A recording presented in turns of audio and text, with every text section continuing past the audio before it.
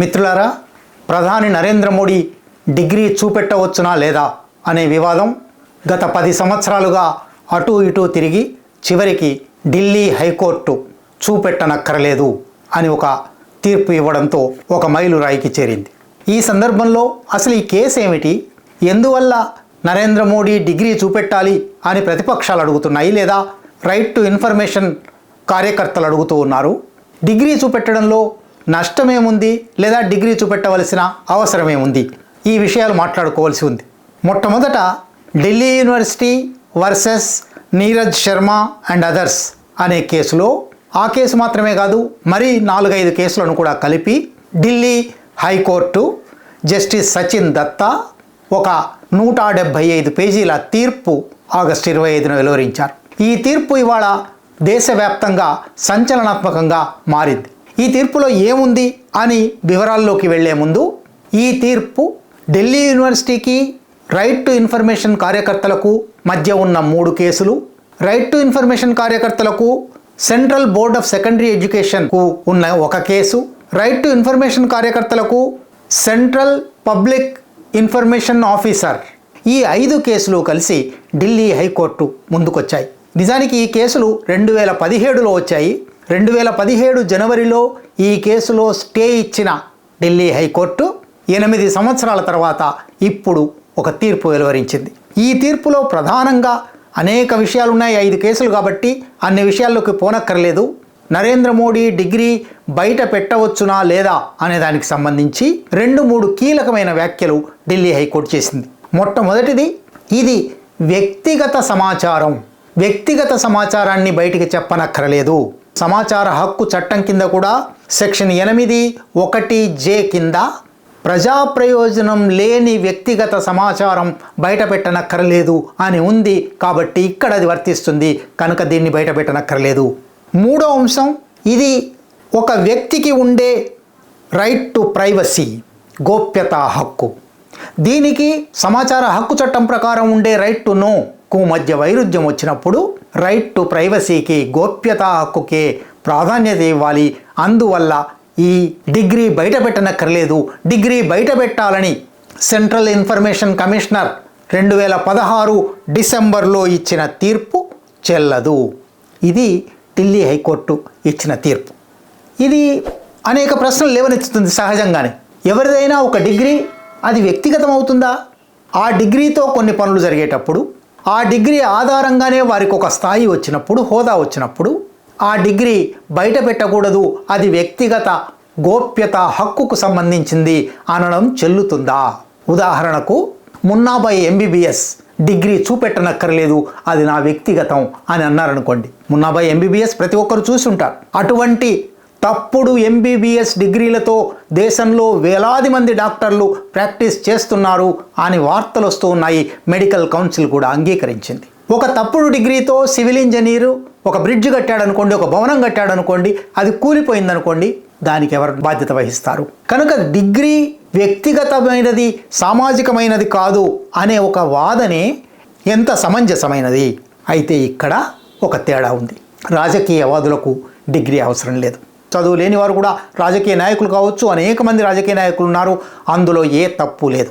తప్పకుండా రాజకీయ నాయకత్వానికి ఒక డిగ్రీ ఉండాలి, చదువు ఉండాలి అనే ప్రమాణం ఏమీ లేదు.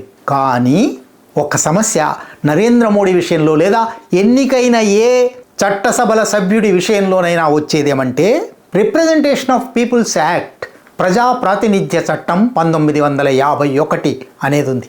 దాని ప్రకారమే ఎవరైనా ఎన్నికల్లో పోటీ చేస్తారు, దాని ప్రకారమే ఎన్నికల్లో గెలుస్తారు, దాని ప్రకారమే చట్టసభల పదవులు స్వీకరిస్తారు.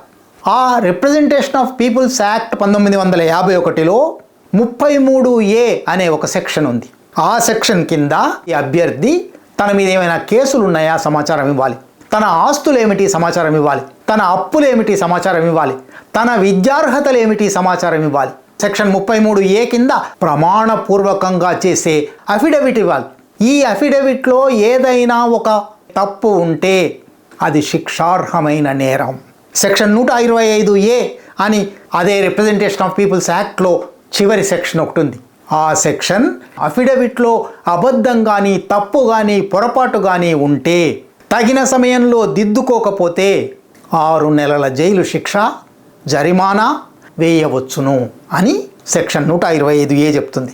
అది మాత్రమే కాదు, అటువంటిది జరిగి ఉంటే పాత రోజుల్లో అయితే ఇండియన్ పీనల్ కోడ్ కింద లేదా ప్రస్తుతం అయితే భారత న్యాయ సంహిత కింద పెర్జురీ అంటారు. అబద్ధం చెప్పడం, బహిరంగ సామాజిక అంశాలలో అబద్ధం చెప్పడం పెర్జురీ కింద 6 నెలల నుంచి 7 సంవత్సరాల జైలు శిక్ష విధించవచ్చు. ఈ జైలు శిక్ష మాత్రమే కాదు, గెలిచిన ఎన్నికను రద్దు చేయడం, మళ్ళీ ఎన్నికల్లో 6 సంవత్సరాల వరకు పాల్గొనకుండా చేయడం అనే శిక్ష కూడా విధించవచ్చు. ఈ శిక్ష కూడా representation of peoples act section 8 ప్రకారం నిర్దేశించారు. ఈ నేపథ్యం మాత్రమే కాదు, చరిత్రలో మన కళ్ళ ముందర తెలంగాణలో వనమా వెంకటేశ్వరరావు కొత్తగూడెం శాసనసభ్యుడు అఫిడవిట్లో తన ఆస్తుల గురించి పొరపాటు రాశారు కనుక 5 లక్షల జరిమానా విధించడం మాత్రమే కాదు, ఆయన తర్వాత సమీప ప్రత్యర్థిని ఆ స్థానానికి ఎంపిక చేశారు. ఇది ఇటీవల మన కళ్ళ ముందర జరిగింది. అట్లాగే స్మృతి ఇరానీ విషయంలో ఆమె ఒక అఫిడవిట్లో 2004లో 2011లో 2014లో ఆమె పోటీ చేసినప్పుడు ఒక అఫిడవిట్లో BA అని రాసింది, మరొక అఫిడవిట్లో BCom అని రాసింది. అదైనా అబద్ధమై ఉండాలి, ఇదైనా అబద్ధమై ఉండాలి. అబద్ధమైందంటే సెక్షన్ 125 కింద శిక్షార్హమైన నేరం అవుతుంది అని కోర్టుకు వెళ్ళారు. ఢిల్లీ హైకోర్టు దాన్ని కొట్టేసింది. రమాధర్ సింగ్ అని బీహార్లో ఒక మంత్రి అఫిడవిట్లో పొరపాటు మీద కేసు వస్తే వెంటనే మంత్రి పదవికి శాసనసభ్యత్వానికి రాజీనామా చేశాడు. కనుక చరిత్రలో సెక్షన్ 125Aకు సంబంధించి అనేక వాద వివాదాలు, చర్యలు, శిక్షలు కూడా ఉన్నాయి. ఇది మాత్రమే కాదు, ఇంకొక విషయం కూడా చెప్పాలి. ఢిల్లీ హైకోర్టు 2008, 2009లో ఇచ్చిన ఒక తీర్పులో తప్పుడు అఫిడవిట్ కనుక ఉన్నట్టయితే, అఫిడవిట్లో ఒక అంశమైన పొరపాటు రాసి ఉన్నట్టయితే అది ఎన్నికలను రద్దు చేయడానికి తగిన కారణమవుతుంది అని తీర్పు ఇచ్చింది. ఆ తీర్పే ఇప్పటి వరకు చెల్లుతుంది. అట్లాగే 2023లో లా కమిషన్ సెక్షన్ 125A కింద 6 నెలల జైలు శిక్ష మాత్రమే ఉంది, దీన్ని 2 ఏళ్ల జైలు శిక్షకు పెంచాలి. అట్లాగే తక్షణమే డిస్క్వాలిఫికేషన్ చేయాలి, ఎన్నిక రద్దు చేయాలి అని కూడా సూచించింది. ఈ నేపథ్యంలో మనం మోడీ డిగ్రీ గురించి మాట్లాడుకుంటున్నాం. మోడీ 2001 నుంచి ఎన్నికల్లో పోటీ చేస్తున్నారు. 2001 నుంచి 2014 వరకు ఆయన ఒకసారి డిగ్రీ రాశారు, ఒకసారి PG మాత్రమే రాశారు. అటువంటి అఫిడవిట్లు కూడా ఉన్నాయి. 2014లో వారణాసి నుంచి పార్లమెంటు సభ్యుడిగా పోటీ చేస్తున్నప్పుడు ఆయన దాఖలు చేసిన అఫిడవిట్లో BA 1978 Delhi university, MA 1983 Gujarat university, ఇది ప్రమాణపూర్తిగా ఆయన అఫిడవిట్లో రాసిన విషయం. వెంటనే ఆయన ప్రత్యర్థులు, కాంగ్రెస్ అభ్యర్థులు, ఆప్ అభ్యర్థులు లేదా 2 పార్టీలు స్వయంగా ఆయన ఈ అఫిడవిట్లో పొరపాట్లు రాశారు, అబద్ధం రాశారు కనుక ఈ వాస్తవాలు బయట పెట్టాలి అని రైట్ టు ఇన్ఫర్మేషన్ యాక్ట్ కింద దరఖాస్తులు చేశారు. ఇన్ఫర్మేషన్ ఆఫీసర్లు మొదలు కొట్టేశారు. ఆ తర్వాత ఫస్ట్ అప్పీల్ ఉంటుంది, ఫస్ట్ అప్పీల్కి వెళ్ళారు, అక్కడ కొట్టేశారు. చివరికి ఆ కేసు CIC దాకా వచ్చింది. 2016 డిసెంబర్ 21న అప్పటి చీఫ్ ఇన్ఫర్మేషన్ కమిషనర్ 3 ఉంటారు, CIC మాడభూషి శ్రీధరాచార్యులు ఒక తీర్పు ఇచ్చారు. ఆ తీర్పు తప్పనిసరిగా ఢిల్లీ యూనివర్సిటీ, గుజరాత్ యూనివర్సిటీ అధికారులు ఈ వివరాలు బయట పెట్టాలి అని ప్రకటించింది. ఒకవైపు RTI దరఖాస్తులు జరుగుతూ ఉండగానే 2016 జూన్ జూలైలో అప్పటి భారతీయ జనతా పార్టీ అధ్యక్షుడు అమిత్ షా, అప్పటి ఆర్థిక మంత్రి అరుణ్ జైట్లీ ఒక పత్రికా సమావేశం ఏర్పాటు చేసి, ఇదిగో డిగ్రీలు లేవు అని అంటున్నారు కదా, చూడండి డిగ్రీలు అని ఒకరు డిగ్రీ BA సర్టిఫికెటు, ఒకరు MA సర్టిఫికెటు పత్రికా సమావేశంలో చూపెట్టారు. ఆ రోజే అమిత్ షా, అరుణ్ జైట్లీల సమాచారాన్ని ఖండించడానికి ఆమ్ ఆద్మీ పార్టీ మరొక పత్రికా సమావేశం పెట్టి ఈ 2 సర్టిఫికెట్లలోనే ఏ పొరపాట్లున్నాయి, ఇవి అనుమానాస్పదంగా ఉన్నాయి అని 3 అంశాలు లేవనెత్తారు. ఒక దాంట్లో నరేంద్ర కుమార్ దామోదర్ దాస్ మోడీ అని ఉంది, మరొక దాంట్లో నరేంద్ర దామోదర్ దాస్ మోడీ అని ఉంది. तो BA की मार्कशीट में नरेंद्र कुमार दामोदर दास मोदी का नाम MA में बदल के हो जाता है नरेंद्र दामोदर दास मोदी. ये कैसे संभव है? कोई जादू हो गया क्या भाई? ఎందువల్ల ఈ మార్పు జరిగింది, ఈ మార్పు కారణం ఏమిటి, ఈ మార్పు అనుమానాస్పదమైనది కదా అని వాళ్ళు ప్రశ్నించారు. అట్లాగే రెండో అంశం మార్క్ షీట్లో 1977లో పాస్ అయినట్టుగా ఉంది. డిగ్రీ సర్టిఫికెట్లో 1978లో పాస్ అయినట్టుగా ఉంది. డిగ్రీ సర్టిఫికెట్ 1979లో ఇచ్చారు. इस मार्कशीट को बहुत गौर से देखिएगा. इसमें लिखा हुआ है 1977. ये 1977 की मार्कशीट है और यह है डिग्री. इस डिग्री में क्या साल लिखा गया? 1978. अभी तक देश को क्या पता था कि नरेंद्र मोदी जी ने दिल्ली विश्वविद्यालय से 1978 में डिग्री हासिल की, बीए की. దీనిలో ఏది వాస్తవం? 77లో పాస్ అయ్యారా, 78లో పాస్ అయ్యారా, 79లో పాస్ అయ్యారా? కనుక ఇది కూడా అనుమానాస్పదమైంది. మూడోది, గుజరాత్ యూనివర్సిటీ ఇచ్చిన ఎంఏ సర్టిఫికెట్లో సబ్జెక్ట్ అని ఉంటుంది కదా, ఎంటైర్ పొలిటికల్ సైన్స్ అని రాసి ఉంది. ఎంటైర్ పొలిటికల్ సైన్స్ అని ఎక్కడైనా సబ్జెక్ట్ ఉంటుందా? ఎంఏ పొలిటికల్ సైన్స్ అనేది ఉంటుంది. అబద్ధం ఆడేవాళ్ళు కూడా ఏదో ఒక ఆనవాళ్ళు వదులుతారంటారు కదా, అట్లా ఇది జరిగింది అని ఆమ్ ఆద్మీ పార్టీ ప్రకటించింది. వెంటనే Delhi university registrar, Gujarat university registrar ఇటువంటి పొరపాటు ఏం జరగలేదు, మేము బహిరంగంగా ఉన్నాము, మా సర్టిఫికెట్లు ఉన్నాయి అని ఒకవైపు చెప్తూనే మరొక వైపు వివరాలు ఇవ్వకుండా ఉండేందుకోసం కోర్టుకు వెళ్ళారు. ఈ నేపథ్యంలో సిఐసి ఆర్డర్ వచ్చింది, తప్పనిసరిగా వివరాలు ఇవ్వవలసిందే అని. డిసెంబర్ 21న ఆర్డర్ వస్తే జనవరిలోనే ఢిల్లీ హైకోర్టుకు దాని మీద అప్పీల్కు వెళ్ళారు. ఢిల్లీ హైకోర్టు స్టే ఇచ్చింది. 2017 జనవరిలో ఇచ్చిన స్టే మీద ఇప్పుడు తీర్పు వచ్చింది. ఈ మధ్యలో గుజరాత్ హైకోర్టులో కూడా జరుగుతుంది ఈ వ్యవహారం. గుజరాత్ యూనివర్సిటీ అక్కడ హైకోర్టుకు వెళ్ళింది.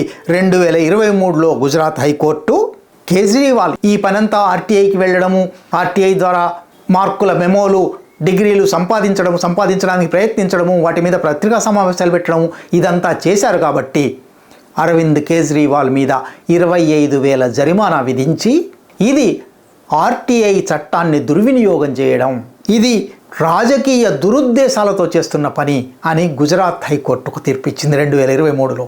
ఇప్పుడు 2025లో ఢిల్లీ హైకోర్టు మరొక తీర్పు ద్వారా అదే విషయం చెప్తూ సిఐసి ఆర్డర్ను కొట్టివేసి ఒక యూనివర్సిటీకి తన విద్యార్థుల సర్టిఫికెట్లు, డిగ్రీలు బయట పెట్టవలసిన బాధ్యత ఏమీ లేదు, అవి గోప్యతా హక్కుకు సంబంధించినవి అని అంటుంది. ఇది గోప్యతా హక్కు అవుతుందా? నిజానికి నరేంద్ర మోడీ చదివాడా లేదా అనేది సమస్య కాదు, నరేంద్ర మోడీ డిగ్రీ తెచ్చుకున్నారా లేదా అనేది సమస్య కాదు. Narendra Modi representation of peoples act, ప్రజా ప్రాతినిధ్య చట్టం 1951 కింద ప్రమాణపూర్వకంగా ఒక అఫిడవిట్ దాఖలు చేశారు. ఆ అఫిడవిట్లో రాసిన ప్రతి ఒక్క అంశము వాస్తవంగా సాక్ష్యాధారాలతో రుజువు చేయగలిగినదిగా ఉండాలి. దానిలో ఏదైనా ఒకటి అబద్ధం ఉందని తెలిస్తే సెక్షన్ 125A వర్తిస్తుంది, సెక్షన్ 8 వర్తిస్తుంది. కాబట్టి ఇవాళ చర్చ ఒక రాజకీయ నాయకుడు చదువుకోవాలా అని చాలామంది ప్రశ్నిస్తున్నారు. ఎంత మాత్రం అవసరం లేదు. ఒక రాజకీయ నాయకుడు డిగ్రీ చూపెట్టాలా అడిగితే అని అంటున్నారు. ఎంత మాత్రం అవసరం లేదు. కానీ ఎన్నికల చట్టం ప్రకారం ఒక అఫిడవిట్ దాఖలు చేశారు. ఆ అఫిడవిట్లో అబద్ధం రాసి ఉంటే, ఇది అబద్ధం రాయలేదు, మేము నిజమే రాసామని చూపెట్టుకోండి. నిజం రాయలేదేమో అని అనుమానాలు వస్తున్నాయి. ఈ అనుమానాలను బలపరిచే రీతిలో అన్ని చోట్ల నుంచి మూసివేసే ప్రయత్నాలు జరుగుతున్నాయి. ఇవాళ చర్చ ఇది. ఢిల్లీ హైకోర్టు తీర్పే అంతిమం కాదు. ఢిల్లీ హైకోర్టు తీర్పు మీద తప్పనిసరిగా ఆ ఆర్టీఐ కార్యకర్తలు కానీ మరెవరైనా కానీ సుప్రీంకోర్టుకు వెళ్తారు. సుప్రీంకోర్టులో కూడా ఒకవేళ ఏకసభ్య ధర్మాసనం కానీ లేదా ద్విసభ్య ధర్మాసనం కానీ ఇటువంటి తీర్పే చెప్పితే ఇంకా ఎక్కువ మంది న్యాయమూర్తుల ధర్మాసనం ముందరికి వెళ్ళవచ్చు. కనుక సమస్య ఒక వ్యక్తి చదువుకు సంబంధించింది కాదు, చట్టబద్ధమైన ఒక ప్రమాణాన్ని పాటించడం జరిగిందా లేదా, ఇది ఇవాళ చర్చ.